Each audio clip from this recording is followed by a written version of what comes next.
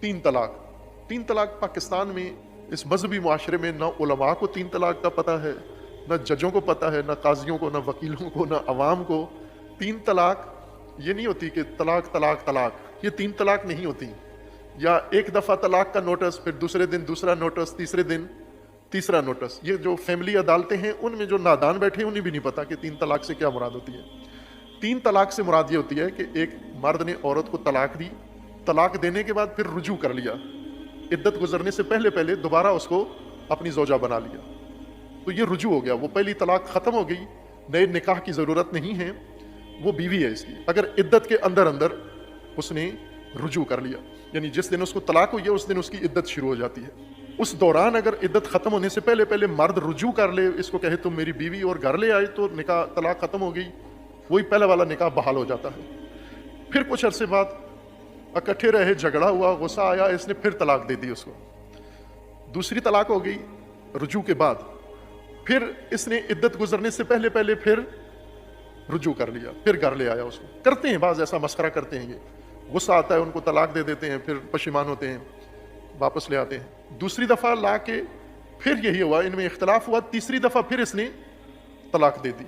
अगर इस तरह तीन तलाक़ें किसी ने दे दी, एक तलाक दी, फिर इद्दत में रुजू कर लिया, फिर दोबारा तलाक दी, फिर इद्दत में रुजू कर लिया, फिर तीसरी दफ़ा अगर उसने तलाक दी, ये तलाक अब रुजू नहीं होगा, वो ख़त्म हो गई। अब उसको नया निकाह करना पड़ेगा इस औरत के साथ, लेकिन उसकी शर्त यह है कि पहले ये औरत किसी और मर्द से निकाह करे, किसी और से, और वो इसको तलाक दे, फिर इद्दत गुजारे, फिर ये पहला शौहर निकाह करे। हलाला इसको कहते हैं। वो बीच में जो हाइल एक निकाह आएगा, ये हलाला है। अब इसको लेके पाकिस्तानी मुफ्तियान और पाकिस्तानी मुज्तहिदीन देखें बात को कहाँ से बतंगड़ बना के तीन तलाक का कहाँ से कहाँ तक मामला पहुँचा दिया। क्या शौहर अपनी बीवी को एक तलाक दे दे, उसके बाद इससे रुजू ना करे, और इस अरसे में बीवी के यहाँ औलाद हो जाए, अब तक 1 साल से ऊपर हो गया इस बात को, तो क्या बीवी 3 तलाक़ें हो जाएंगी?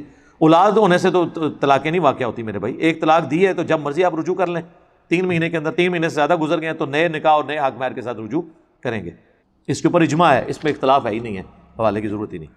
अहले हदीस 3 तलाक को एक मानते हैं और कुरान से हवाला देते हैं। कुरान से कहाँ से अहले हदीस ने हवाला देना है? इतना सीधा काम है। कुरान में कहीं ये नहीं आया कि इकट्ठी 3 तलाक़ें जो हैं वो एक शुमार होंगी।